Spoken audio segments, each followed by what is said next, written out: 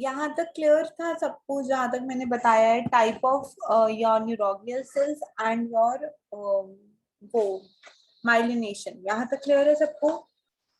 Is it clear till this point? Yes और no? Is it clear और not?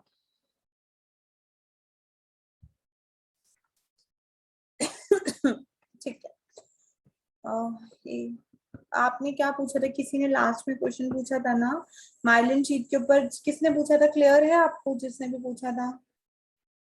Is it clear और not?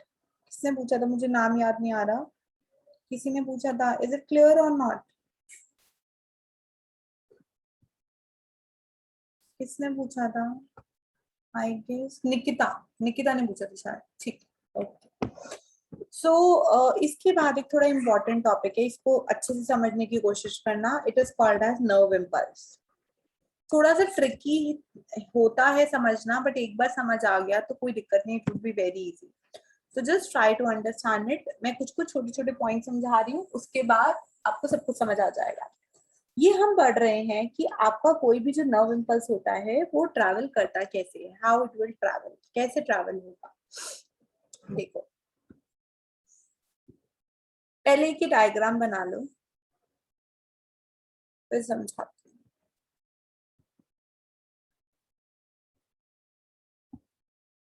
इस side पर है आपका वोल्टेज, जो किसमें है? मिली वोल्ट, मिली वोल्ट में वोल्टेज है। This is -70 millivolt, this is -55, this is 0 and this is +30 millivolt. अब क्या होता है, how your nerve impulse will take place, और ये होता है आपका time in millisecond. Millisecond में टाइम होता है। सपोज ऐसे आया एक, उसके बाद द फ्लक्चुएशन बहुत हाई रेट से, फिर दोबारा नीचे आ जाएगा, और फिर इसके पास आने के बाद दोबारा ऐसे हो जाएगा। जो ये वाला होता है इतना location, this is called as depolarization. This is called as depolarization. And this complete यहाँ तक, it is called as repolarization. And this stage is called as, जो ये stage है इतना, this is called as hyperpolarization. And this is the point when there is a stimulus. यहाँ पे आपको एक stimulus आया, and this is the threshold potential. This is called as the threshold potential. And यहाँ से आपका एक्शन पोटेंशियल स्टार्ट हो गया। इस पॉइंट पे थ्रेशोल्ड जैसे अचीव हुआ, एक्शन पोटेंशियल आपका स्टार्ट हो गया। ये एक डायग्राम है, बना लिया सब लोगों ने? आप लोगों ने have you all made it? Yes और no? Have you all made it? Have you all made it? Yes और नो? सबने बना लिया? ठीक है, अब मैं इसको समझाती हूँ। अभी बनाया, अभी इसको समझते हैं हम, इसका मतलब क्या है। हमेशा आपकी जो भी न्यूरॉन्स होती है ना, उनके आसपास एक मेम्ब्रेन पोटेंशियल होता है। What is potential? That there is a difference in the charges. आपके चार्जेस में डिफरेंसेस होते हैं। सो मेम्ब्रेन पोटेंशियल क्या होता है? मेम्ब्रेन पोटेंशियल होता है कि आपके चार्जेस, आपके मेम्ब्रेन के आसपास चार्ज में डिफरेंस है। पोटेंशियल मतलब यही होता है ना कि चार्ज में डिफरेंस होता है। सो आइडियली एक टर्म होती है जिसे हम बोलते हैं रेस्टिंग मेम्ब्रेन पोटेंशियल। जब भी आपकी न्यूरॉन या कोई भी आपके सेल जिसमें पोटेंशियल होता है, जब वहां पे कोई स्टिमुलस नहीं आया, उसका रेस्टिंग मेम्ब्रेन पोटेंशियल होता है -70 millivolt. There is a resting membrane potential of -70 millivolt. Milliwatt is a unit of potential, and minus will represent कि अगर ये मेम्ब्रेन है, सपोज ये मेरा न्यूरॉन है, तो न्यूरॉन के अंदर नेगेटिव चार्ज है और बाहर पॉजिटिव चार्ज है। दिस साइन विल डिनोट कि इनसाइड मेम्ब्रेन के अंदर कौन सा चार्ज है। तो ये जो माइनस या प्लस जो भी साइन है, अगर प्लस है मतलब inside is more positive and outside is negative, और अगर माइनस साइन है मतलब inside is more negative and outside is positive. So आपकी मेम्ब्रेन पोटेंशियल का जो भी चार्ज होगा, जो भी प्लस या माइनस जो भी चार्ज होगा, वो रिप्रेजेंट करेगा अंदर इनसाइड द मेम्ब्रेन क्या चार्ज है। -70 होता है रेस्टिंग मेम्ब्रेन पोटेंशियल, मतलब अंदर आपके माइनस चार्ज रहता है और बाहर आपका प्लस चार्ज रहता है। So since there is a charge difference, हमेशा बोलते हैं ना हम, water is a polar molecule. Why water is a polar molecule? क्योंकि उसके अंदर चार्जेस होते हैं, H+OH-, उसमें चार्जेस होते हैं। So that's why it's a polar molecule.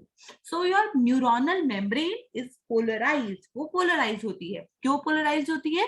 क्योंकि रेस्टिंग मेम्ब्रेन में उसका पोटेंशियल होता है -70 मिलीवॉल्ट, मतलब अंदर वाला इज मोर नेगेटिव एंड बाहर वाला is more positive. So there exists a potential difference across the membrane, neuronal membrane. Neuron membrane के आसपास एक पोटेंशियल डिफरेंस होता है जिसे हम बोलते हैं मेम्ब्रेन पोटेंशियल। क्यों डिफरेंस है? क्योंकि चार्जेस की कंसंट्रेशन में फर्क होगा। अगर अंदर ज्यादा माइनस है, मतलब अंदर आपके पॉजिटिव आयंस कम है और बाहर आपके कहीं ना कहीं पॉजिटिव आयंस ज्यादा है, तो चार्जेस के डिफरेंस होने की वजह से, आयंस के डिफरेंस होने की वजह से आपका एक चार्ज डिफरेंस होता है। So a membrane that show membrane potential, जो शो करता है, ऐसी मेम्ब्रेन जो शो करता है आपका मेम्ब्रेन पोटेंशियल, उसको बोलते हैं polarized membrane. The magnitude of potential difference, जो मैग्नीट्यूड होता है इस पोटेंशियल डिफरेंस का, that is measured in millivolt.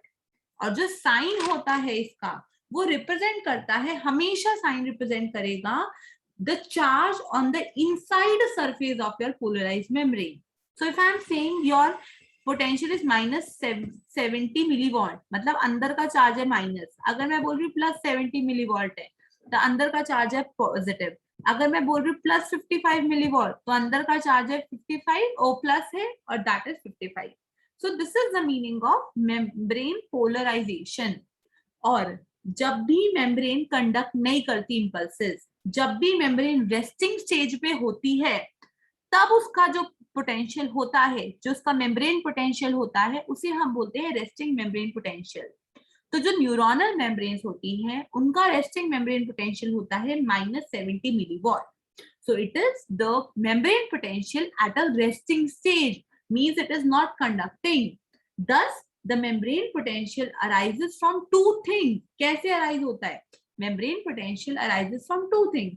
First is difference in the ionic composition. अंदर और बाहर में आपका क्या डिफरेंस है? First is difference in ionic composition of intracellular and extracellular fluid. पहला, किस वजह से आपका चार्ज में डिफरेंस होता है? किस वजह से आपका अंदर प्लस बाहर माइनस, ऐसे किस वजह से है? इसके दो रीजन होते हैं। एक होता है कि अंदर और बाहर के आयन का जो कॉम्पोजिशन है वो डिफरेंस है, अंदर कुछ और आयन्स है, बाहर कुछ और आयन्स है। इस वजह से आपका मेम्ब्रेन की पोटेंशियल में डिफरेंसेस होते हैं बाहर और अंदर की। दूसरा होता है selective permeability of your plasma membrane. Selectively permeability of your plasma membrane मतलब ये है तो एक तरीके से आपकी प्लाज्मा मेम्ब्रेन ना, प्लाज्मा मेम्ब्रेन कुछ आयंस को क्रॉस करने देती है और कुछ को क्रॉस नहीं करने देती। अभी हम पढ़ेंगे किसको क्रॉस करने दे रही है, इसकी वजह से अंदर नेगेटिव हुआ, वो भी हम पढ़ेंगे। बट बिकॉज हमारी प्लाज्मा मेम्ब्रेन की प्रॉपर्टी होती है वो सिलेक्टिवली परमिएबल होती है, तो वो कुछ को क्रॉस करने देती है, कुछ को क्रॉस नहीं करने देती। सो इन दो रीजंस की वजह से आपकी मेम्ब्रेन के अंदर बाहर there is a charge difference. यहां तक सबको क्लियर है? पहले मुझे ये बताओ, is it clear till this point? Yes और no? Is it clear till this point? यहां तक सबको क्लियर है? ठीक है, अब हमने पढ़ लिया मेम्ब्रेन पोटेंशियल। क्या रिपीट करूं दीपिका? दीपिका क्या रिपीट करना है? क्या रिपीट करूं? What do you want me to repeat? अभी ग्राफ तो मैंने समझाया ही नहीं है, ग्राफ मैंने सिर्फ बना के दिया है, मैंने ग्राफ के बारे में कुछ नहीं समझाया। सबको समझाऊंगी ग्राफ के बारे में पहले, अभी मैंने ग्राफ के बारे में कुछ नहीं बताया। अभी मैंने सिर्फ आपको अभी -55 मिलीवॉल्ट कुछ भी नहीं बताया मैंने, ये सब चीजें अभी हम पढ़ेंगे। अभी मैंने सिर्फ आपको एक चीज समझाई है कि जो न्यूरोनल मेम्ब्रेन होती है, उसके न्यूरोनल मेम्ब्रेन में हमेशा एक पोलराइजेशन होता है, एक चार्ज डिफरेंस होता है। तो मैंने आपको रीजंस बताए हैं कि रेस्टिंग मेम्ब्रेन में जब मेम्ब्रेन चल नहीं रही होती, जब कंडक्ट नहीं कर रही होती, तो उसका क्या मेम्ब्रेन पोटेंशियल होता है। उसका मेम्ब्रेन पोटेंशियल होता है -70 मिलीवॉल्ट। अब इस माइनस का क्या मीनिंग है, इस 70 का क्या मीनिंग है, इस मिलीवॉल्ट का क्या मीनिंग है, फिर मैंने ये समझाया। अब मैंने ये समझाया नेक्स्ट पॉइंट की रेस्टिंग मेम्ब्रेन पोटेंशियल -70 है, मतलब अंदर वाली नेगेटिव है, बाहर वाली पॉजिटिव है। तो क्या ऐसे रीजन हो सकते हैं जिसकी वजह से आपका चेंजेस होते हैं। तो इसके दो रीजन होते हैं। पहला रीजन होता है कि आयन के कॉम्पोजिशन में वेरिएशन है, अंदर और बाहर आयन के कॉम्पोजिशन में वेरिएशन है, अंदर कुछ और आयन से, बाहर कुछ और आयन से। एक रीजन ये है। दूसरा रीजन क्या है, दूसरा रीजन है कि जो आपकी प्लाज्मा मेम्ब्रेन है उसकी परमिएबिलिटी कुछ आयंस के लिए ज्यादा है और कुछ आयंस के लिए कम है। अभी मैं दोनों रीजन समझाऊंगी कि क्या रीजंस है, बट आई होप यहाँ तक क्लियर है सबको। यहाँ तक क्लियर है, नहीं clear? Is it clear till this point और not? Is it clear till this point और नॉट? आइडियली, आइडियली क्या होता है, आइडियल कंडीशन में अंदर जो होता है, अंदर जो inside the cell membrane cation भी होंगे, नायन भी होंगे, और बाहर भी केटायन भी होंगे, नायन भी होंगे। So ideally inside the cell membrane सबसे प्रोमिनेंट केटायन होता है पोटेशियम। सोडियम भी होता है but prominent is potassium. And outside the cell membrane prominent cation is sodium. So this is the prominent ion. Prominent ion जब resting stage है, जब resting stage होती है, अब कोई केटायन भी होगा। सो प्रोमिनेंट एनायन जो बाहर होता है वो होता है क्लोराइड, एंड जो प्रोमिनेंट एनायंस जो अंदर होते हैं उन्हें बोलते हैं ऑर्गेनिक एनायन। कौन से वाले? फॉस्फेट हो सकता है, सल्फेट हो सकता है। सो नॉर्मल कंडीशन में सबसे ज्यादा अंदर प्रोमिनेंट कोई केटायन पूछे तो that is potassium. External outside the membrane कौन सा प्रोमिनेंट केटायन है? That is sodium. बाहर पोटेशियम भी है बट सोडियम का प्रोमिनेंट है, प्रोमिनेंसी है। ऐसे ही बाहर प्रोमिनेंट एनायन कौन सा है? That is chloride. और अंदर प्रोमिनेंट एनायन कौन सा है? That is organic anion which is phosphate और सल्फेट। क्लियर यहाँ तक? यहाँ तक क्लियर? यहाँ तक क्लियर, नहीं clear? Is it clear till this point? Yes और no? Is it clear till this point? Yes or no? Chlorine भी है मतलब Cl, मतलब क्या पूछ रहे हो तमन्ना? प्रोमिनेंट आउटसाइड क्लोरीन है and prominent inside organic anions है लाइक फॉस्फेट एंड सल्फेट। ठीक है तमन्ना? आई होप यहां तक क्लियर है। ठीक है, नेक्स्ट पॉइंट। जो हमारी सेल मेम्ब्रेन होती है ना, उसमें कुछ सिलेक्टिव लीकी आयन चैनल्स होते हैं। कुछ चैनल्स हैं which are leaky ion channels. Leaky ion channel क्या है? वो हमेशा खुद ब खुद, अब देखो पहले आयन चैनल्स पढ़ते हैं, क्या क्या टाइप के आयन चैनल्स हो सकते हैं। एक आयन चैनल होता है जिसे हम बोलते हैं voltage gated ion channel. This is first ion channel. दूसरा कौन सा होता है? दूसरा होता है लीगेंड गेटेड आयन चैनल। तीसरे होते हैं लीकी आयन चैनल्स। ये तीन मेन काइंड के आपके आयन चैनल्स, और एक और फोर्थ आपके पंप्स होते हैं, पंप। ये चार डिफरेंट काइंड के आपके मेनली एनायन होते हैं आपकी पूरी बॉडी में। ब्रेन में इसमें से ये लीगेंड गेटेड, जो हम ये कंडक्शन के लिए बात कर रहे हैं, वो लीगेंड गेटेड नहीं होता। यही तीन होते हैं फॉर योर कंडक्शन के लिए। But I will first explain you ये तीन चारों होते क्या है। वोल्टेज गेटेड आयन चैनल क्या होता है? कोई आयन चैनल है, suppose there is a sodium ion channel, suppose there is a voltage gated sodium ion channel. What does it mean? ये आयन चैनल सोडियम को क्रॉस करने दे रहा है। पहली चीज, सोडियम आयन चैनल है मतलब सोडियम को क्रॉस करने दे रहा है, लेकिन वोल्टेज गेटेड है, मतलब अगर कोई स्पेसिफिक वोल्टेज आएगा तभी वो आयन चैनल खुलेगा। So depending upon the voltage, that ion channel will be opened. This is voltage gated ion channel. Ligand gated ion channel कौन सा होता है? ये आयन चैनल कब खुलता है? Suppose this is my ion channel, ये मेरा आयन चैनल है। यहाँ पे जब तक कोई लिगेंड मतलब कोई मॉलिक्यूल आके बाइंड नहीं करेगा, जैसे हमारा होता है एसिटाइल कोलिन, ऐसे बहुत सारे होते हैं, जब तक यहाँ पे आके कोई लिगेंड बाइंड नहीं करेगा ये आयन चैनल खुलेगा नहीं। आयन चैनल का काम क्या होता है? आयंस का ट्रांसपोर्ट करना।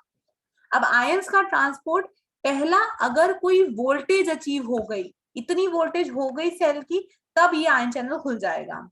दूसरा लीगेंड गेटेड आयन चैनल, अगर ये लीगेंड आके जुड़ गया इस आयन के ऊपर, तब जाके आयन खुलेगा या बंद होगा। क्लियर हुए दो, voltage gated and ligand gated? Are these two clear to everyone? Yes or no? Are these two voltage gated and ligand gated clear to everyone? Yes or no? Clear. Voltage gated ion, उसके बाद third होता है सी, होता है leaky channel. Leaky channel वो होते हैं जो खुद ब खुद लीक करते रहते हैं, कुछ कुछ उसमें से ट्रांसफर होता ही रहता है, हमेशा ही होता रहता है।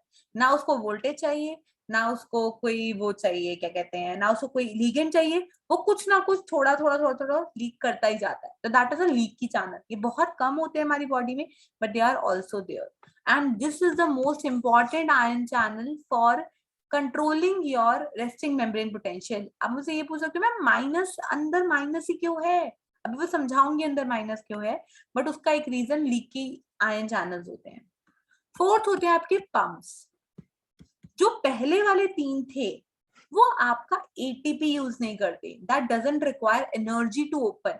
लीगेंड वाले को लीगेंड चाहिए खुलने के लिए, वोल्टेज वाले को वोल्टेज चाहिए खुलने के लिए, एंड लीकी वाले को कुछ नहीं चाहिए खुलने के लिए। लेकिन जो पंप्स होते हैं उनको एटीपी चाहिए होता है खुलने के लिए, जब तक उन्हें एटीपी नहीं मिलेगा वो नहीं खुलेंगे। So these are 4 different kind of ion channels. Pump वाले अकेले हैं जिनको एटीपी चाहिए, जिनको एटीपी चाहिए। लीगेंड वाले को क्या चाहिए? लीगेंड चाहिए ओपन या क्लोज होने के लिए, ओपन भी और क्लोज होने के लिए भी लीगेंड कुछ ना कुछ चाहिए। वोल्टेज वाले को कोई स्पेसिफिक वोल्टेज आएगा, सपोज -55 आएगी तभी ये खुलेगा, -30 आएगी तभी ये खुलेगा, ऐसे चैनल्स होते हैं। And third one is leaky जो हमेशा खुले रहते हैं, and fourth one is pump जो एटीपी आने पे खुलता है। ये 4 काइंड के आपके आयन चैनल्स क्लियर है आपको? Are this 4 clear to everyone? Yes और नो? पहले मुझे ये बताओ, क्या आप लोगों को सबको ये क्लियर है नहीं clear? Is it clear to everyone? Yes और नो?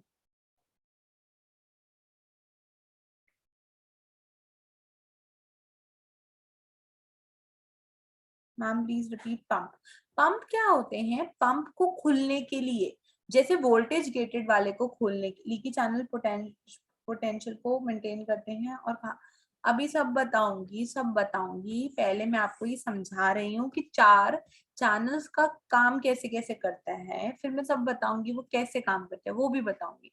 बट अभी मैंने आपको चारों इसलिए बता दिए ताकि बार बार नाम आएंगे तो आपको समझना है। पंप्स, मुझसे किसी ने पूछा पंप्स क्या होता है? राज, पंप्स होते हैं ऐसे आयन चैनल जिसको एनर्जी चाहिए, जिसको एटीपी चाहिए। जब तक उसको एटीपी नहीं मिलेगा वो ओपन नहीं हो सकता। Suppose there is a channel which is called as sodium potassium pump, मतलब ये सोडियम और पोटेशियम की मूवमेंट करा रहा है, बट बिकॉज इसके आगे नाम पंप लग गया, इसका मतलब जब तक इसको एटीपी नहीं मिलेगा ना, ये सोडियम पोटेशियम की मूवमेंट नहीं करा सकता। जब तक इसको एटीपी नहीं मिलेगा, जब तक इसको एनर्जी नहीं मिल जाएगी, ये इसकी मूवमेंट नहीं करा सकता। समझ आ गया? तमन्ना और राज, आपका पॉइंट क्लियर हुआ? यस और नो? इज इट क्लियर और नॉट? अब देखो, अब मुझे एक चीज बताओ, अंदर पोटेशियम हाई है और बाहर सोडियम हाई है, यहाँ तो सबको समझ आया ना? अंदर पोटेशियम हाई है, बाहर सोडियम हाई है। अब अगर मैं बोल रही हूं कि अगर मैं पंप को छोड़ के मैं बाकी तीनों चैनल की बात करती हूँ, तीनों चैनल में एटीपी नहीं चाहिए, एटीपी नहीं चाहिए मतलब यू डोंट रिक्वायर एनर्जी। अगर आपको एनर्जी नहीं चाहिए तो आपकी मूवमेंट क्या होगी? पोटेशियम अंदर से बाहर जाएगा या बाहर से अंदर जाएगा? पंप जो होते हैं ना उनको एटीपी चाहिए होता है, तो वो आपके किसी भी आयन को लो कंसंट्रेशन से हाई कंसंट्रेशन पे मूव करा देता है। बट बाकी तीनों चैनल्स को एटीपी नहीं चाहिए, एनर्जी नहीं चाहिए। तो जब एनर्जी नहीं चाहिए तो वो हमेशा हाई कंसंट्रेशन से लो कंसंट्रेशन की तरफ ट्रैवल कराएंगे। समझ आया पॉइंट सबको कि जब भी अगर हमें किसी भी चीज को लो कंसंट्रेशन से हाई की तरफ भेजना है तो मुझे धक्का मारना पड़ेगा। धक्का मारने के लिए क्या चाहिए होगा? पंप चाहिए होगा, एटीपी चाहिए होगी, एनर्जी चाहिए होगी। बट अगर मेरे को कोई चीज को हाई कंसंट्रेशन से लो की तरफ भेजना है तो वो ऑटोमेटिकली खुद ब खुद जाएगा, मुझे सिर्फ धक्का मारने के लिए एटीपी नहीं चाहिए। अगर मैं कोई एग्जांपल दूं, अगर आप चढ़ाई चढ़ रहे हो, ऊपर चढ़ रहे हो, तो नीचे से आपको ग्रेविटी खींच रहा है, नीचे से आपको ग्रेविटी खींच रहा है, तो आपको एनर्जी यूटिलाइज करना पड़ेगा, क्योंकि because you are moving against the gravity. So whenever you are moving against the concentration you require energy, तो हमें ज्यादा एनर्जी चाहिए होती है। और यही अगर आप चढ़ाई उतर रहे होते हो, ग्रेविटी आपको अपनी तरफ खींच रही है, आपको सिर्फ ग्रिप बनानी होती है, आपको एनर्जी इतना यूज नहीं होता। तो रीजन ही यही है कि पंप को एनर्जी चाहिए, एटीपी चाहिए। सो एनर्जी कब चाहिए होगा? जब मुझे कोई ऐसी चीज करानी है जो खुद ब खुद नहीं होगी। खुद ब खुद क्या नहीं होगी? लो से हाई की तरफ मूव करना। हमेशा चीज हाई से लो की तरफ मूव करती है बाय डिफॉल्ट, लो से हाई की तरफ नहीं करती। अगर मैं एक अगरबत्ती इस रूम में जला रही हूँ, तो जहां पे मैंने अगरबत्ती चलाई है वहां से धुआं सारे रूम में जाएगा, क्योंकि जहां पे मैंने जलाई वहां पे उसकी कंसंट्रेशन हाई है, तो वो हाई से पूरे रूम में जहां पे उसकी कंसंट्रेशन नहीं है वहां पे ट्रैवल करती है। So when you are moving anything with against the concentration gradient, against, जब आप किसी चीज को against concentration gradient मूव कराते हो तो आपको एनर्जी चाहिए, आपको एटीपी चाहिए, आपको पंप चाहिए। बट अगर आप किसी चीज को with the concentration gradient move कराते हो, आपको एटीपी नहीं चाहिए, आपको पंप नहीं चाहिए। समझ आया? ये पॉइंट सबको क्लियर हुआ? Is this point clear to everyone? Yes और no? Is this point clear to everyone? Yes और नो? यस और नो जल्दी से बताओ फटाफट। अब अगर मैंने आपको बोला अंदर पोटेशियम ज्यादा है और बाहर सोडियम ज्यादा है, तो पोटेशियम का विदाउट एनी पंप, अगर मैं कोई पंप नहीं दे रही, मैं एटीपी नहीं दे रही, तो आइडियली वो कहाँ मूव करेगा? अंदर से बाहर या बाहर से अंदर? पोटेशियम कहाँ मूव करेगा? अंदर से बाहर या बाहर से अंदर? फ्रॉम इनसाइड टू आउटसाइड और आउटसाइड टू, हाँ, फ्रॉम अंदर से बाहर। लेकिन अगर मुझे बाहर से अंदर कराना है, अगर मुझे बाहर से अंदर कराना है तो मुझे उसको एटीपी देना पड़ेगा, पंप देना पड़ेगा। समझ गए ये पॉइंट? ये पॉइंट समझ गए? इज इट क्लियर और not? Is this point clear to everyone? Yes और नो? अब सोडियम आपका बाहर ज्यादा है, तो in out to in without any ATP हो जाएगा, बाहर से अंदर बिना किसी एटीपी के चला जाएगा। लेकिन अगर मुझे अंदर से बाहर भेजना है सोडियम को, तो मुझे एटीपी देना पड़ेगा। नो क्या बोल रहे हो तमन्ना? नो क्या बोल रहे हो आप? नो क्या बोल रहे हो? सो अभी क्या हुआ? अभी मेरा पोटेशियम अंदर है एंड सोडियम बाहर है। अब क्या होता है हमारी सेल मेम्ब्रेन के अंदर, सोडियम एटीपी की हेल्प, हाँ एटीपी की हेल्प से जाएगा। सो अब अगर मेरा नॉर्मल रेस्टिंग स्टेज में क्या होता है? रेस्टिंग स्टेज में यहाँ पे सेल के अंदर सोडियम लीकी चैनल भी है और पोटेशियम लीकी चैनल्स भी हैं। सोडियम लीकी चैनल्स भी होते हैं, पोटेशियम लीकी चैनल्स भी होते हैं। लेकिन क्या होता है, पोटेशियम लीकी चैनल, जो पोटेशियम लीकी चैनल्स हैं उनकी जो एफिनिटी है, जो उनकी परमिएबिलिटी है, वो 50 फोल्ड ज्यादा है as compare to sodium leaky channel. Potassium leaky channels की परमिएबिलिटी 50 फोल्ड ज्यादा है as compare to sodium leaky channels. So leaky channels are open and किसकी परमेबिलिटी ज्यादा है 50 फोल्ड? सोडियम की। तो सोच के बताओ, सोडियम अंदर से बाहर, सॉरी पोटेशियम की 50 फोल्ड ज्यादा है, पोटेशियम की 50 फोल्ड ज्यादा है, तो सोच के बताओ पोटेशियम अंदर से बाहर ज्यादा जाएगा या सोडियम बाहर से अंदर ज्यादा जाएगा? दोनों चैनल है, लीकी चैनल है, दोनों को एटीपी नहीं चाहिए। पोटेशियम लीकी चैनल क्या करेगा? अंदर पोटेशियम हाई है तो अंदर से बाहर भेजेगा, और सोडियम क्या करेगा? सोडियम बाहर ज्यादा है तो बाहर से अंदर भेजेगा। लेकिन किसकी परमेबिलिटी ज्यादा है? 50 फोल्ड ज्यादा परमेबिलिटी है पोटेशियम की। मतलब आपका पोटेशियम बाहर ज्यादा जाएगा और सोडियम अंदर कम आएगा। Clear? Is it clear to everyone? Is it clear to everyone? Yes or no? Is it clear or not clear? तो सोच के बताओ, अंदर ज्यादा नेगेटिव होगा या अंदर ज्यादा पॉजिटिव होगा? अंदर ज्यादा नेगेटिव होगा या अंदर ज्यादा पॉजिटिव होगा?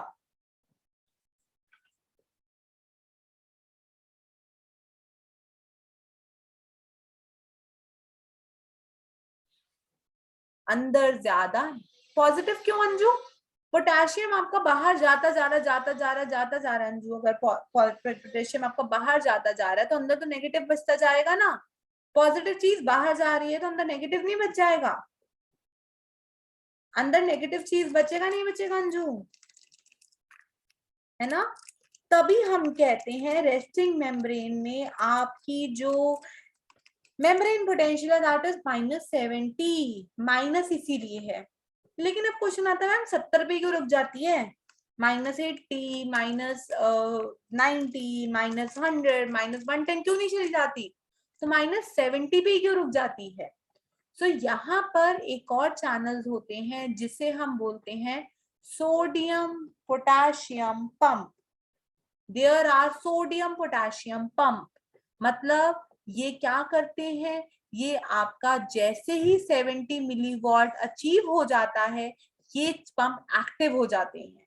Sodium potassium pump will get active जैसे ही मेरा -70 अचीव हो जाता है। ये क्या करेगा? ये क्या करेगा? ये आपके सोडियम पोटेशियम पंप है। देखो, सोडियम पोटेशियम पंप मतलब सोडियम का ट्रांसफर करा रही है और पोटेशियम का ट्रांसफर करा रहा है।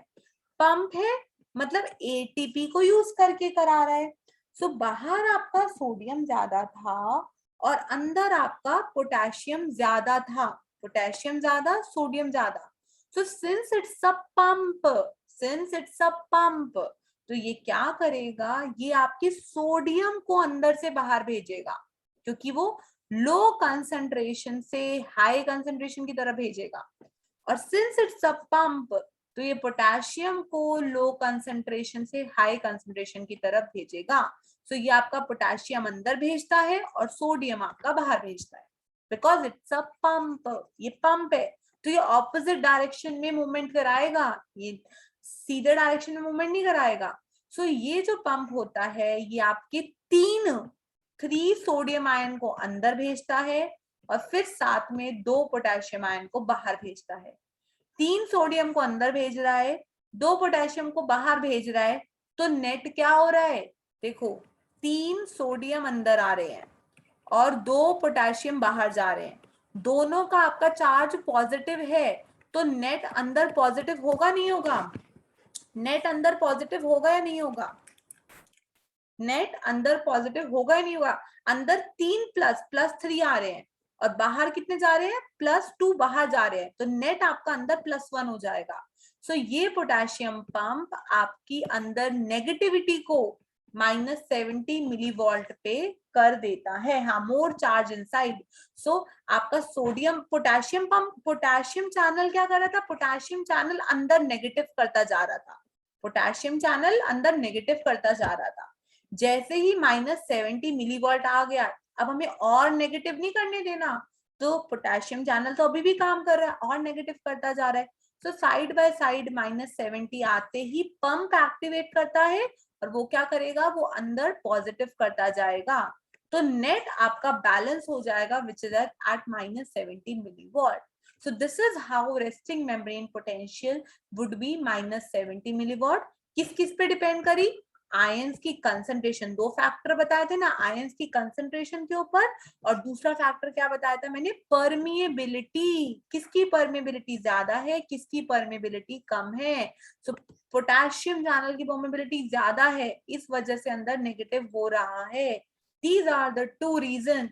Potassium leaky channels and sodium potassium pump will maintain your resting membrane potential to -70 milliwatt. Potassium negative, potassium देखो बेटा, पोटेशियम क्या हो रहा है? पोटेशियम आपका अंदर से बाहर जा रहा है। देखो पहले क्या है, जितना पॉजिटिव है उतना ही नेगेटिव है। आपके सेल के अंदर क्या है? जितना सपोज अगर 3-4 पॉजिटिव है तो 4 ही नेगेटिव है। तो अगर सपोज मेरे 2 पॉजिटिव बाहर चले गए, अब बताओ, पहले नेट था 0, अब 2 पॉजिटिव बाहर चले गए तो अब क्या हो गया, -2 हो गया। यस और नो? पोटेशियम के बाहर जाने से नेगेटिव हुआ नहीं हुआ? तमन्ना, तमन्ना, तो ये रीजन होता है। पहले आपका नेट 0 होता है, मतलब जितने प्लस है उतने ही माइनस है।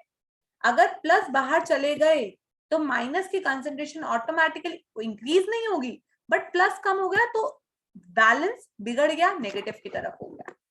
यहां तक सबको क्लियर है? Resting membrane potential, is it clear to everyone? Resting membrane potential के रीजंस क्लियर हैं? यहां तक सबको क्लियर है? सो हमने अभी तक सिर्फ एक ये पॉइंट पढ़ा कि रेस्टिंग मेम्ब्रेन पोटेंशियल -70 क्यों होता है। अब एक स्टिमुलस आएगा, अब एक स्टिमुलस आएगा और वो कुछ करके आपके पोटेंशियल को चेंज करेगा। इसको हम कल पढ़ेंगे, बट अभी हमने पढ़ लिया कि आपका रेस्टिंग मेम्ब्रेन पोटेंशियल -70 क्यों है। यहां तक क्लियर सबको? यस और नो? यहां तक सबको? अभी तक मैंने सिर्फ एक ही पॉइंट कवर किया, अभी ये सब कुछ नहीं बताया मैंने, कुछ भी नहीं बताया अभी मैंने। अभी सिर्फ मैंने एक पॉइंट बताया कि रेस्टिंग -70 क्यों होता है। आई होप ये क्लियर है। मैं जितना अच्छे से एक्सप्लेन कर सकती हूँ उतना उतना अच्छे से एक्सप्लेन करूँ, ताकि आपको दोबारा बुक से ना पढ़ना पड़े। और फिर भी बच्चे ऐसे लीव करते जाते हैं ना क्लास, तो समझ नहीं आता कि भाई क्या समझ नहीं आ रहा क्या उनको, जो नहीं सुन रहे। चलो, with this I will and up your class and happy Janmashtami. मिलते हैं कल दोबारा क्लास में। Thank you so much. And today I will share the question, आज मैं पक्का शेयर कर दूंगी क्वेश्चंस।